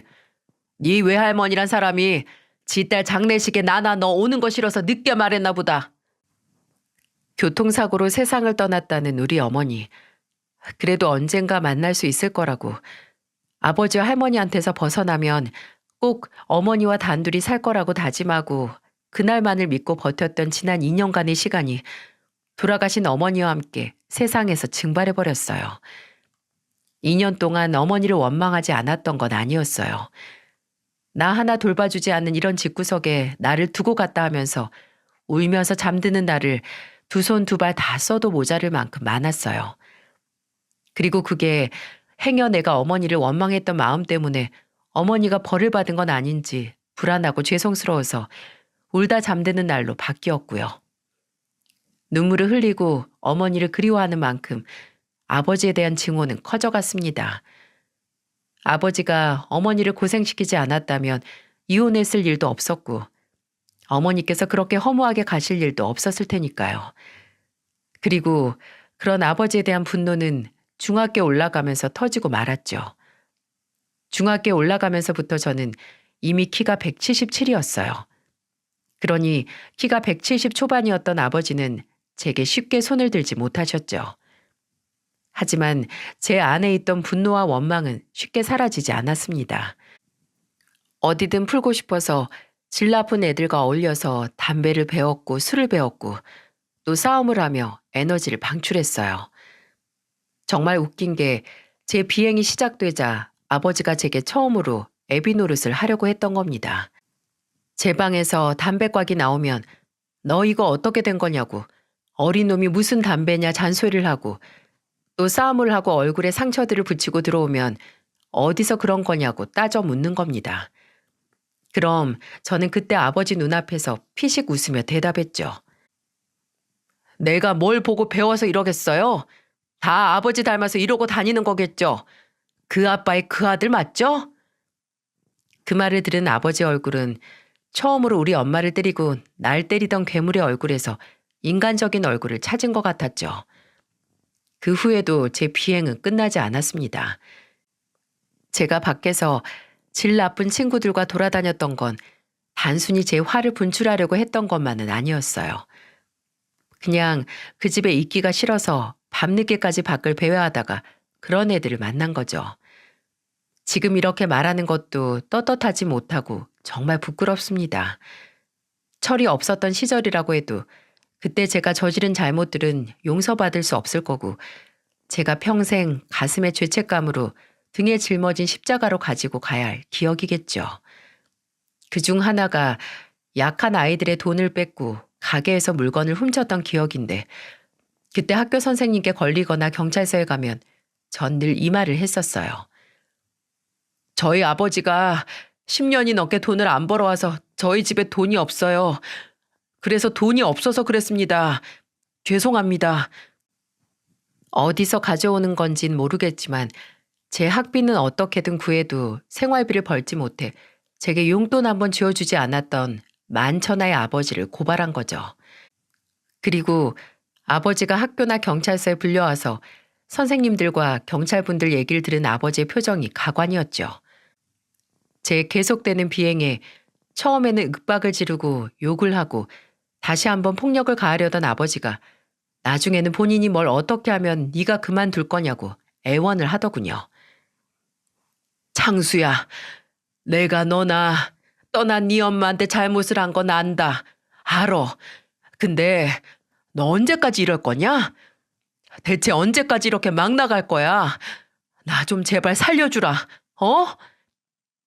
아버지는 엄마가 내가 제발 그만 때리라고 했을 때 그만뒀었어요? 상관 마세요. 언제부터나 아들 취급했다고 이제 와서 부모 행세해요? 적응 안 되니까 제발 내 인생에서 신경 끄시라고요. 지금 와서 생각을 해도 참 자기 파괴적인 복수였습니다. 제가 망가지고 사고를 치면서 아버지에게 복수를 한 거죠. 지금도 그때가 후회되긴 하지만 그래도 아버지가 정신을 차리긴 했네요. 아마 그맘때쯤 할머니께서 돌아가셔서 더 그랬을 겁니다. 뭔가를 느낀 건지 아니면 아버지께서도 나이 들어서 이렇게 살면 안 되겠다 철이 든 건지 모르겠지만 어느 순간 집안에 질비하던 빈 술병이 자취를 감추더니 나가서 일을 시작하셨어요. 일용직 사무실에 나가신 건지 노가다 일을 뛰며 생전 처음으로 생활비를 벌어오셨죠. 월급날에는 신발장 위에 나름 용돈이라고 제게 몇만 원을 두고 가셨는데 거기 옆에 전단지를 쭉 뜯어서 쓴 메모가 함께 놓여 있었습니다. 남의 돈 뺏지 말고 아버지 돈 뺏어다 쓰라고요. 그렇게 고등학교에 올라가면서부터 제 비행도 서서히 끝났습니다. 딱히 아버지와의 앙금이 풀어져서 그런 건 아니고 가정에 이런저런 문제가 있는 분들은 아실 겁니다. 그런 문제는 해결이나 대화로 풀지 않으면 그저 무뎌지더라고요. 그게 내 인생의 일부분이라는 걸 받아들이게 되는 거죠. 아버지에게 고통을 주려고 이렇게 살아봤자 어차피 손해보는 건 나라는 생각이 들었고 늦게나마 다시 착실히 학교에 다니며 아버지로 인해 제 학창 시절까지 잿빛으로 만들고 싶지 않았어요. 이미 어린 시절이 그 인간으로 인해 잿빛이었으니까요. 하지만 고등학교 때 늦게 연필을 쥐고 교과서를 들이파도 대학에 갈 성적은 안 나오더군요. 어차피 졸업을 하면 바로 돈을 벌 생각을 하고 있기도 했지만 그래도 제 또래가 하는 경험들을 저는 못한다는 생각에 아쉽기도 했습니다. 그래도 앞으로 내 스스로 돈을 벌어서 내 인생을 살겠다는 목표 하나로 평일 주말 가리지 않고 닥치는 대로 일을 했어요. 그리고 군대 갔다 오고 나서 독립을 했죠. 드디어 아버지와 따로 살게 된 겁니다. 자취를 시작하고 나서 저는 경기도에 위치한 중소기업 소재의 공장에 취업을 해 새롭게 일을 시작했습니다. 이사를 했으니 좀 더 새로운 마음으로 새로운 곳에서 시작을 하고 싶었고 원룸이지만 독립을 하게 되니 이곳저곳에서 일하지 않고 안정적으로 한 곳에서 일하고 싶었거든요. 그리고 그곳에서 정말 제게 마음의 안정을 주는 안식처와도 같은 사람을 만나게 됐습니다. 바로 지금의 제 아내였죠. 저희는 비슷한 경험과 삶의 굴곡 때문에도 빨리 가까워질 수 있었어요. 왜 비슷한 상처가 있는 사람들은 서로 안다고 하잖아요. 아마 처음부터 서로의 눈에서 나와 같은 슬픔을 발견한 건지도 모르겠습니다. 아내 아버지께서는 일찍 심장마비로 인해 갑작스럽게 가족들을 떠나시고 장모님께서 홀로 아내와 처남을 키우셨어요. 아내는 남매를 위해 몸이 부서져라 일하시는 어머니의 짐을 조금이라도 덜어드리고자 고등학생 때부터 아르바이트를 했는데 처남은 그저 어머니와 누나의 희생을 당연히 여겼었죠. 집에 이런 요주 인물은 다 하나씩 있잖아요. 처남이 바로 그런 존재였던 거죠. 그래서 솔직히 저는 처음에 처남을 봤을 때부터 마음에 들지 않았습니다. 이상하게 저희 아버지와 겹쳐 보였거든요. 물론 그때야 페인트 공장에서 일하시며 경제활동도 하시고 그동안 안 하고 못했던 아버지 노릇을 하려고 노력은 하셨지만 그래도 이미 제 머릿속에 박힌 상처는 지워지지 않았어요. 저는 정말 평생을 아버지와 같은 사람이 되지 않기 위해 고군분투하면서 살았거든요. 내가 사랑하고 그리고 나를 사랑해주는 사람들에게 상처 주지 않고 내가 받는 사랑을 당연하게 생각하지 않는 그런 책임감 있는 인생을 살기 위해 포기한 것도 많았어요. 결혼도 조금이라도 더 준비된 상태에서 하기 위해 미루고 미루다가 연애한 지 5년 만에 했고 결혼 자금을 모으느라 다시 부업을 시작하기도 했어요. 특히나 돈 문제로 아내를 고생시키고 실망시키고 싶지 않았습니다. 근데 참 인생은 어쩌면 모든 과정을 헤쳐나가기 위한 돈을 모으는 여정이 아닌가 싶을 정도로 매 순간 순간이 돈이더라고요. 결혼을 하고 나서 시골리고 신혼집 구해서 둘이서 살 수 있는 둥지를 틀고 숨 좀 돌릴만 하니 저와 아내가 30이던 해 아내가 임신을 하게 됐습니다. 제가 아빠가 되고 우리가 부모가 된다는 소식에 단정 깊은 곳에서 설렘과 기대로 벅차오르더라고요. 그리고 부모가 된다는 생각에 불안하기도 했고요. 나 자신이 속이 꽉 차고 안정적인 사람이 되는 것도 중요하지만 그것보다도 당장 그때까지 일하던 공장에서 더 이상 일할 수 없다는 결론을 냈습니다. 연봉도 몇 년째 동결해 그 월급으로는 아무래도 새 식구 살림이 빠듯할 것 같았거든요. 그래서 그때 생전 처음으로 커다란 모험을 하게 됐어요. 대출을 받아서 요식업에 도전을 한 거죠. 프랜차이즈 치킨집을 열어서 조금이나마 더 좋은 남편, 좋은 아빠, 그리고 좋은 가장이 되려고 했어요. 근데 그런 제 바람은 이루어지지 않았습니다. 적어도 그 치킨집으로는 불가능했어요. 가는 날이 장날이라고 왜 하늘은 제게 이리도 각박하신 건지, 아니면 제가 계속해서 잘못된 선택을 해서 오는 결과인지, 제가 치킨집을 오픈하고 3년도 지나지 않아 전 세계를 힘들게 한 그 시기가 찾아온 거죠. 특히나 자영업자분들께서 피해를 많이 보셨고요. 그중 저도 포함이었습니다. 더 길게 설명하면 솔직히 아직도 저는 그때의 충격과 상실에서 벗어나지 못했기에 힘들어서 간단히 결과를 말씀드리면 치킨집은 문을 닫았습니다. 닫을 수밖에 없었어요. 그것도 끝에는 이리저리서 대출까지 당겨서 버티다가 신용불량자가 되기 직전에 포기를 했어야 했으니까요. 1금융권에서 대출을 받고 받다가 이미 신용점수가 바닥을 쳤고 더 이상 빌릴 곳이 없어서 2, 3금융권에서도 돈을 빌렸습니다. 그러니 한 달에 나가는 고정적인 상환금이 가게 한 달 매출을 훌쩍 뛰어넘은 거죠. 아내는 더 이상 빚이 느는 건 바라지 않아 했어요.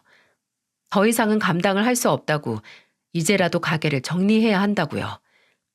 식당은 없어졌어도 어떻게든 돈은 벌어야 했기에 실패의 충격을 곱씹을 여유도 없이 저는 당장 할 수 있는 일을 구했어요. 그러다 배달 일을 시작하게 됐죠. 아내는 오토바이는 절대 안 된다고 저를 뜯어 말렸지만 일단 제가 할 수 있는 일 중에 움직이고 시간을 들이는 만큼 버는 돈의 액수가 확확 차이가 나는 건 그것뿐이어서 제게 선택지가 따로 없었어요. 그렇게 하루에 8시간에서 10시간씩 40건에서 날 좋은 날에는 60건까지 일하면서 주말도 없이 일했습니다. 그래도 집에 아내와 아들이 있으니 차마 운전을 난폭하게 할 수 없더라고요. 배달을 많이 하는 만큼 떨어지는 돈이 물론 많지만 벌어도 제게 들어오는 대부분의 돈은 제 통장을 잠깐 스칠 뿐 죄다 대출 이자나 원금으로 나갔기 때문에 돈을 버는 즐거움은 잊은 지 오래였죠. 근데 왜 그렇게 돈은 나갈 때 몰려서 나갈까요? 돈이 새는 구멍이 하나 생기면 그 구멍이 돈 무서운 줄 모르고 점점 커지기 시작하더라고요. 그맘때쯤 아버지께서 연락을 해오셨어요. 병원인데 정말 미안하다고. 병원에서는 가족에게 연락을 하라고 하는데 도무지 생각을 해도 연락할 가족이 너밖에 기억이 안 난다고 와줄 수 있냐고 말입니다. 아버지와는 제가 학생 때보다 사이가 좀 나아지긴 했지만 그래도 살갑고 반가운 관계는 아니었거든요. 근데도 병원이시라니 철렁하더라고요. 그래서 그날은 일도 적고 입원해 계시다는 병원에 갔는데 아버지께서 폐암이시랍니다. 심지어 초기 중기도 아닌 말기. 그날 병원도 호흡 증상으로 인해 쓰러져 실려오신 거라는데 아버지는 이미 본인의 몸이 어떤 상태인지 알고 계셨기에 더 충격이었죠. 너나 선영이한테는 알릴 수가 없어서 말한다고 뭐가 나아지겠냐. 나아지긴 뭐가 나아져요. 치료해서 이렇게 되기 전까진 막을 수 있었겠죠. 미안하다. 난 짐을 주기 싫어서 내가 어떻게 너한테 아픈 나 좀 알아달라고 도와달라고 하겠어. 아버지의 마음이 아예 이해가 안 된 건 아니었지만 그래도 제 속이 복잡하고 속상했어요. 과거 제게 했던 잘못이 미안해서 속에 있는 병을 키워왔단 얘기를 듣고 자식인 제가 무슨 말을 했어야 할까요? 일단 따지기 전에 뭐든 할 수 있는 조치를 해야겠다고 생각을 했고 아내와 상의 끝에 아버지를 암 환자 전문 호스피스에 보내게 됐습니다. 첫날 입원 수속을 마친 아버지는 본인이 마지막까지 있을 침대에 앉아 말씀하셨어요. 장수야, 내가 정말 너한테 미안하다고 수천 번 말해도 모자른 거 안다. 그리고 고맙다고 몇 번을 해도 모자랄 거야. 못난 애비 모른 척 지나가면 그만인데 끝까지 버리지 않고 안 그래도 너 요새 힘들어서 그 오토바이 운전까지 한다는데 뭐하러 지금 그런 소리를 하세요. 하지 마세요. 그냥 지금은 아버지 몸 나아지는 거 그것만 생각하세요. 그래, 고맙다. 아휴, 네 엄마도 지금 너 보면 참 아니다. 지금 와서 뭐 하겠냐? 너 바쁘면 그만 가봐라.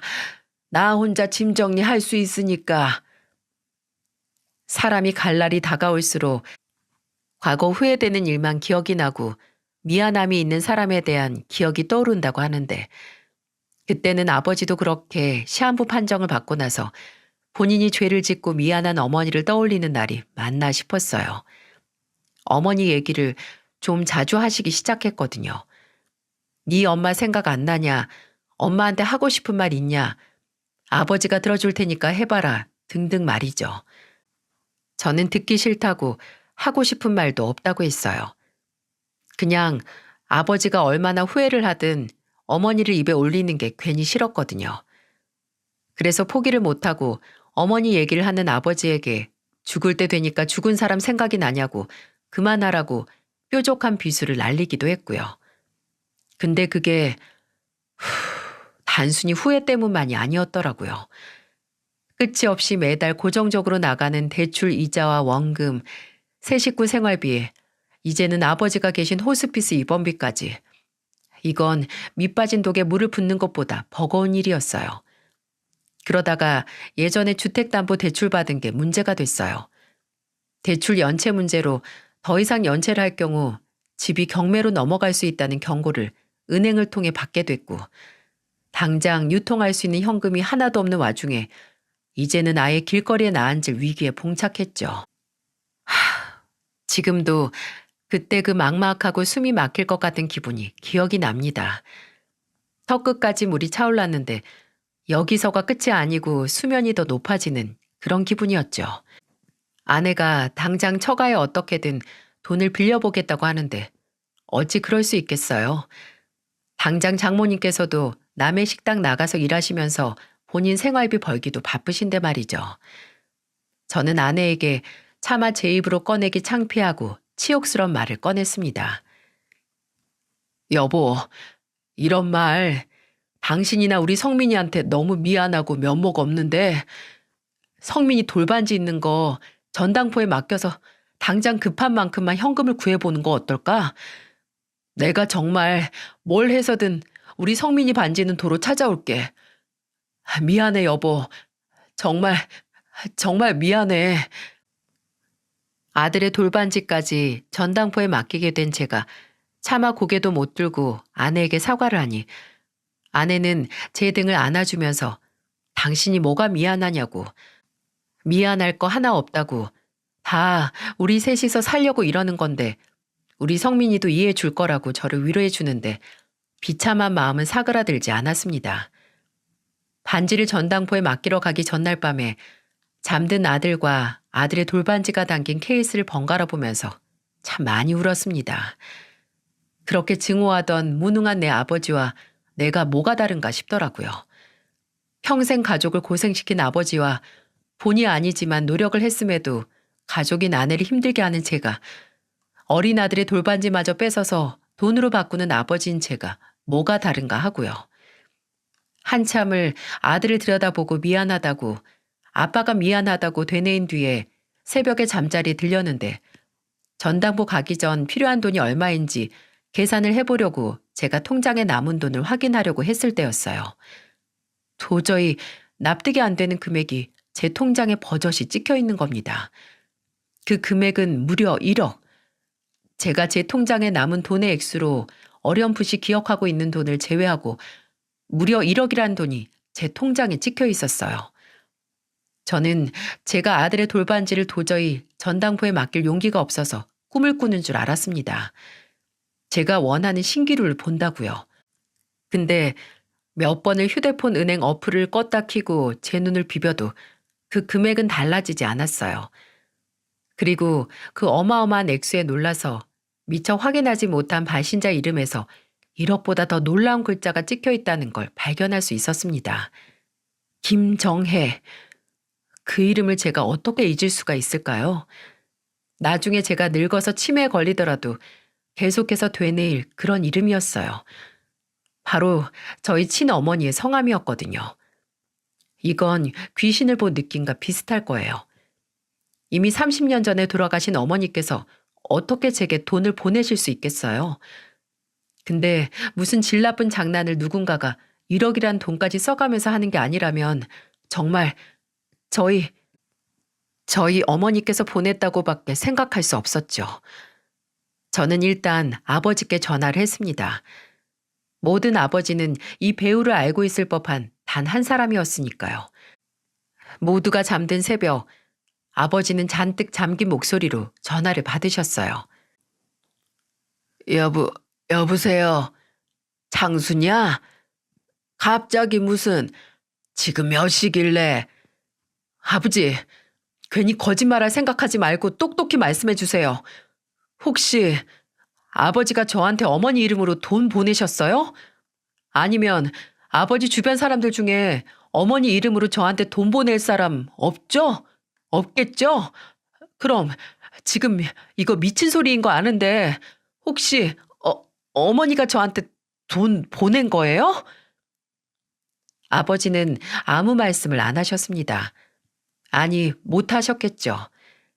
그 침묵은 무언의 긍정과도 같았어요. 저는 아버지가 뭐든 알고 있다는 걸 확신했고 내일 아침 일찍 찾아뵈러 가겠다고 하고 전화를 끊었어요. 그리고 나서 저는 밤에 한숨도 못 잤어요. 아무 생각도 못하고 5분에 한 번씩 휴대폰 화면에 찍힌 어머니의 이름 3글자를 확인했죠. 그리고 아침이 돼서 저는 바로 아버지를 찾아갔습니다. 아버지도 저와 같이 한숨을 못 주무셨는지 눈이 퀭하고 이미 일어나 앉아서 저를 기다리고 계시더군요. 저는 더 이상의 시간 낭비를 할 수 없다는 생각에 아버지께 바로 본론을 꺼냈습니다. 제 통장으로 1억이 들어와 있었어요. 1억이. 근데 이걸 송금한 사람 이름이 어머니 이름으로 찍혀 있더라고요. 이거 아버진 뭔가 아시죠? 아시면 답답하게 입 다물고 계시지 말고 제발 좀 말해주세요. 저 답답하게 하고 속상하게 한 거 이때까지 한 것도 부족하면 계속 그렇게 아무 말도 하지 말고 계시던가요. 제 말에 아버지는 끝내 침대 위에 엎드려 누워서 오열을 하셨어요. 이미 쉰 목소리로 쌕쌕 바람 빠진 소리를 내면서 우셨습니다. 그리고 말씀하셨어요. 미안하다, 창수야. 내가 미안해. 내가 너한테 지금까지 숨겨온 게 지은 죄가 내가 그래서 지금 이렇게 벌을 받나 보다. 내가 너한테 너무 큰 죄를 저질러서 이렇게 말년에 속이 썩어 들어가는 벌을 받나 봐. 햄이랑 새끼 떼어 놓은 죄가 천륜을 거스르는 죄라더니. 미안하다. 창수야, 미안해. 그 지겨운 미안하다라는 말 끝에 아버지께서는 이렇게 말씀하시더군요. 사실 네 엄마가 살아있다고. 20여 년 전에 교통사고로 떠나지 않았다고요. 아니, 이게 다 무슨 말인가요? 정말 제 아버지가 아니고 아픈 사람만 아니었다면 당장 멱살을 붙들고 탈탈 털어가며 물었을 겁니다. 지금 무슨 헛소리를 하는 거냐고요. 차마 그러지 못하고 덩달아 쉰 목소리로 대체 그게 무슨 소리냐고 알아들을 수 있게 말하라고 물었고 아버지는 아까보다 진정된 상태에서 이어 말씀을 하셨습니다. 네 엄마, 네가 초등학교 졸업하기 전부터 연락을 꾸준히 해왔다. 네가 보고 싶다고 제발 한 번만 보여달라고. 그때는 나도 네 엄마한테 화가 나 있었고 네 할머니도 있고 절대 안 된다고 했어. 근데 너는 매일 울면서 잠들고 네 엄마 어디서 사는지 데려다 달라고 하는데 차라리 세상에 없는 사람이라면 덜 만나고 싶어하고 덜 그리워할까 생각해서 그렇게 말한 거다. 교통사고로 죽었다고. 네 엄마가 너 중학생 되고 나서 다시 연락을 해왔는데 그때는 네 상태가 도저히 내가 예전에 했던 말이 거짓말이라고 할 수 없었잖아.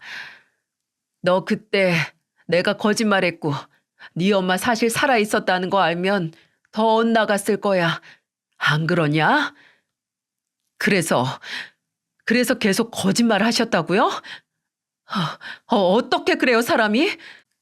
어떻게 단 한 번을 나를 실망 안 시킨 적이 없을 수가 있어요? 내가 얼마나 엄마를 그리워했는지, 애미 없는 자식이라고 애들한테 놀림받고, 난 정말 엄마 따라 죽고 싶다는 생각도 여러 번 했어요. 아버지, 만약 내가 정말 그렇게 엄마 따라간다고 죽었으면, 그랬으면 어쩌려고 그랬냐고요. 미안하다. 미안해. 나도 일이 이렇게 될 줄은 몰랐어. 그래도 네 엄마 계속 너한테 양육비는 보냈다. 내가 그거 다 네 학비로 썼던 거야. 근데 그러다가 중학교 졸업했을 때 네 엄마가 이제 너한테 본인 존재에 대해 말 안 해도 된다고 하더구나. 재혼을 한다고. 근데 그 집에서는 남자가 초혼이고 애가 있었다는 걸 달가워하지 않는 눈치라 그랬나 보더라고. 그래서 나도 더 이상 창수 너한테 네 엄마 존재를 말할 수가 없었어. 너도 생각해봐라.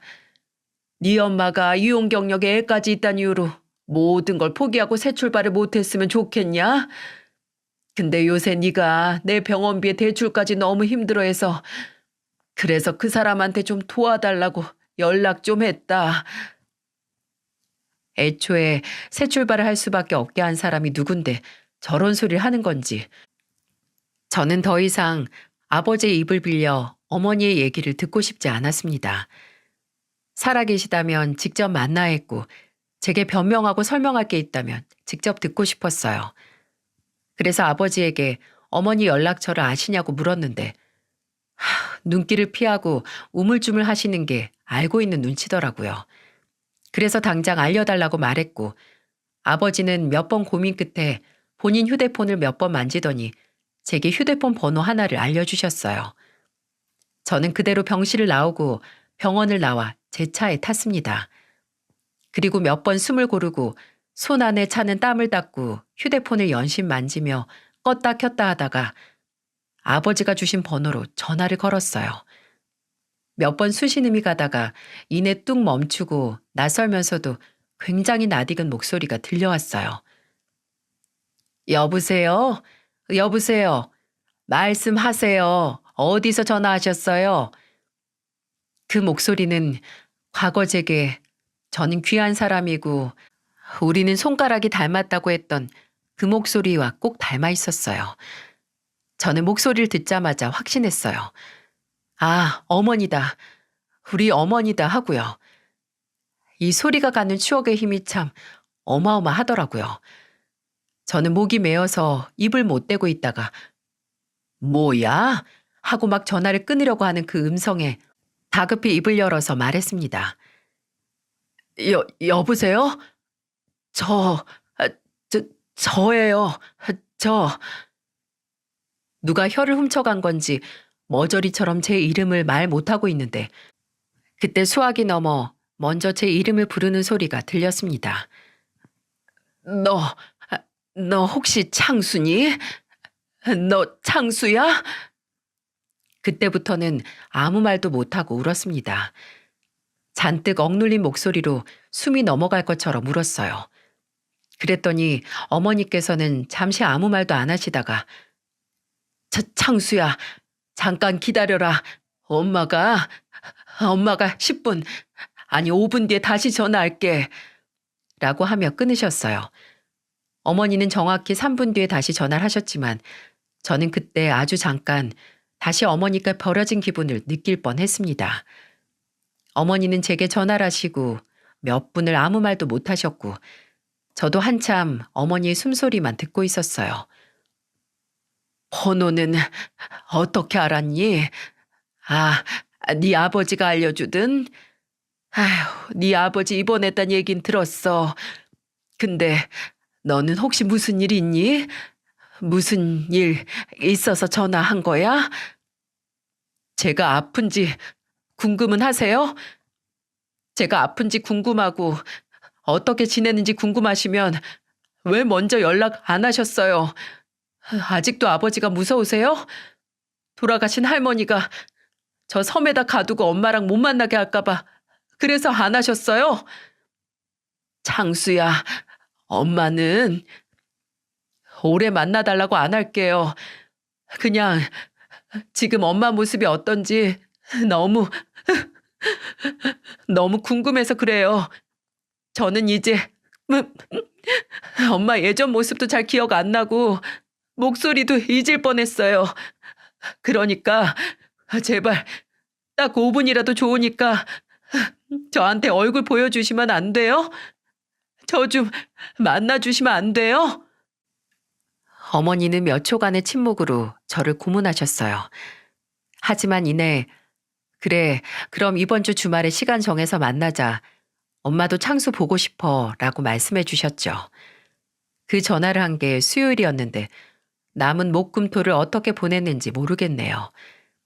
제게서 얘기를 전해들은 아내는 행여 제가 정신이라도 팔았다가 사고가 날까 걱정된다고 일도 못 나가게 할 정도였죠. 그리고 어머니와 약속을 했던 일요일, 제가 어머니가 사시는 동네에 간다고 했었지만 어머니께서는 굳이 제가 사는 곳에서 가까운 곳으로 오신다고 하셨어요. 약속된 시간보다 20분이나 일찍 도착해서 카페에 혼자 덩그러니 앉아 어머니를 기다리는데 어머니께서는 약속 시간보다 10분 정도 일찍 나오셨더라고요. 그렇게 오랜 시간이 지났어도 저는 알 수 있었어요. 저 멀리 카페 안으로 들어오는 분이 저희 어머니라는 걸.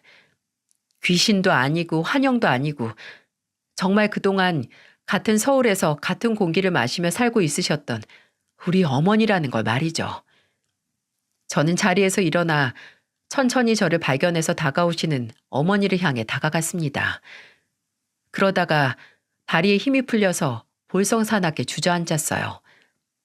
근데 제가 주저앉으니 마치 오래전 어머니를 향해 달려가다가 넘어졌을 때 제게 와서 괜찮은지 안 다쳤는지 봐주시던 때처럼 어머닌 제 이름을 부르며 빠른 걸음으로 다가오셨어요. 창수야, 괜찮니? 아유, 갑자기 왜 넘어져, 왜? 이리 봐. 저는 그 순간 저를 9살짜리 어린아이로 만드는 어머니의 목소리에 눈물을 흘렸습니다. 제가 정말 많은 거 바란 게 없었어요. 그냥 어렸을 때부터 그 지옥 같은 집구석이라도 어머니와 함께라면 다 괜찮았거든요.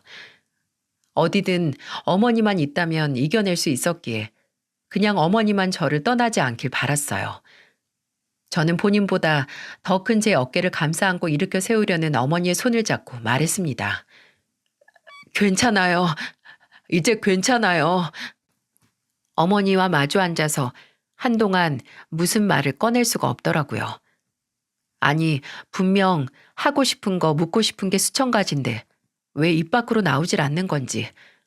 그러다가 가장 신경 쓰이고 죄송하던 이야기를 꺼냈어요. 이렇게 오랜만에 연락한 게 아버지가 제가 돈이 없다고 도와달라고 한 연락이라서 죄송해요. 그런 말 하지 마. 그래도 네 얼굴 봐서 엄마는 너무 좋고 너도 엄마 보고 싶어 했다니 다행이구나 싶은데 보고 싶지 않은 적이 없어요. 그냥 왜 먼저 연락을 안 하셨는지 어머니야말로 내가 안 보고 싶었던 건 아닌지 궁금했어요. 장수야, 이 엄마가 재혼한 건 알고 있지? 근데 그 같이 사는 아저씨가 엄마한테 과거가 있다는 걸 좀 탐탁지 않게 생각했어. 그래서 혹시 엄마한테 함부로 됐어요? 아니, 그건 아니야. 그냥 언급하는 걸 불편해한 거지. 그런 점만 빼면 참 괜찮은 사람이야. 그래서 엄마가 그 사람한테 우리 창수 얘기를 할 수가 없었어. 미안하다, 창수야. 정말 미안해. 엄마가 엄마 살기 급급해서 너한테 큰 상처를 준 것 같아. 제 존재가 어머니 재혼에 확실한 회방이라는 게 씁쓸하긴 했지만 그래도 20년 만에 만난 어머니의 표정이 비교적 좋아 보여서 다행이라는 생각이 들었어요. 대화 도중 어머니께서 제게 보내준 1억이 어머니께서도 여기저기 연락을 해서 만든 돈이라는 걸 알게 됐죠. 저는 죄책감에 어머니 앞에서 고개를 들 수 없었는데 어머니는 그런 제 정수리를 빤히 보시더니 걱정 말라고 엄마가 우리 아들 위해서 못할 일은 없다고 하시며 앞으로 얼마가 됐든 엄마한테 먼저 말하라고 하시더라고요. 그렇게 한창 안부를 주고받다가 저는 불현듯 이렇게 물었습니다. 엄마, 혹시 저랑 결혼한 사람이랑 엄마 손주 만나 보실래요? 여기 근처에 주차해서 있는데 엄마 불편하시면 그냥 안 부르고요. 저는 눈치 보는 애처럼 어머니께 넌지시 물었고 행여 어머니께서 조금이라도 불편해하신다면 나중으로 미루려고 마음을 먹었거든요. 근데 그때 어머니는 볼을 발긋하게 물들이시더니 설렘을 가득 담은 표정으로 활짝 웃으시며 말씀하셨어요. 당연하지. 엄마 너무 만나보고 싶었어. 창순이가 벌써 애 아빠라고? 저는 그런 어머니의 표정에 안도의 한숨을 내쉬며 차에 있을 아내에게 전화를 했습니다. 한 걸음에 아들을 안고 온 아내는 어머니처럼 설레는 얼굴로 인사를 했습니다. 긴장을 했는지 고개를 아주 땅에 박을 것처럼 숙여서 인사를 하느라 아들이 쓰고 있던 모자가 벗겨지기까지 했어요. 아, 안녕하세요. 이선영입니다. 그리고 얘는, 아유, 알지. 우리, 우리 새아기 선영이랑 우리 손자 성민이. 성민아, 나 누군지 알겠어? 나 우리 성민이 할미인데, 할미. 어머니는 손자의 작은 손을 잡아 악수를 하시는 것처럼 위아래로 흔들며 인사를 하셨고 아내를 꼭 안아주셨습니다. 그렇게 넷이 앉아서 내리 얘기만 했어요. 제가 졸업을 하고 해왔던 일이나 만났던 사람들, 아내를 어떻게 만났고 우리 성민이가 지금 좋아하는 음식, 혈액형 같은 소소한 것까지요. 어머, 성민이도 벌써 빵만 먹으려고 하니? 우리 창수도 그랬어. 애가 얼마나 빵만 찾았는지. 정말요? 저 만날 때만 하더라도 밀가루는 입에도 안 대서 몰랐어요. 아, 입맛은 바뀌니까요. 중학생 때부터 밀가루 먹으면 속이 좀 답답해서 잘 안 먹어요. 아유, 엄마가 몰랐네. 우리 아들 식성 바뀐 거. 시간이 많이 흘렀으니까요. 서로 모르고 산 만큼 모르고 산 것도 많겠죠. 이렇게 대화 도중 어쩔 수 없는 세월의 벽에 가로막히는 말이 나오면 좀 씁쓸하긴 했지만 반대로 그만큼 기대가 되기도 했습니다. 그만큼 새롭게 서로 나눌 이야기가 많다는 거잖아요. 저는 어딘지 슬퍼 보이는 어머니께 말했어요. 모르고 산 만큼 더 많이 만나고 많이 대화하면 충분히 서로 알 수 있겠죠. 그래도 피로 이어졌는데, 그죠? 제 말에 어머니는 다시 미소를 되찾으셨어요. 그리고 물론 그렇다고 엄마가 우리 창수 더 알기 위해 노력할 거라고도 하셨죠. 그리고 그런 어머니의 각오는 현재 진행형입니다. 지금도 저와 단둘이 어쩔 때는 아들과 아내와 함께 만나서 식사도 종종 하고 저희 집에 초대해서 어머니께서 손자를 봐주시기도 하고요. 그리고 지난해 12월에 아버지께서 돌아가셨을 때도 어머니께서 제 곁을 지켜주셨어요. 아버지에 대한 어머니의 원망은 저보다도 더 깊을 거라서 어머니께 굳이 안 오셔도 된다고 했지만 어머니는 이제 굳은 일은 제게만 맡기지 않겠다며 3일 내내 제 옆에 오셨습니다.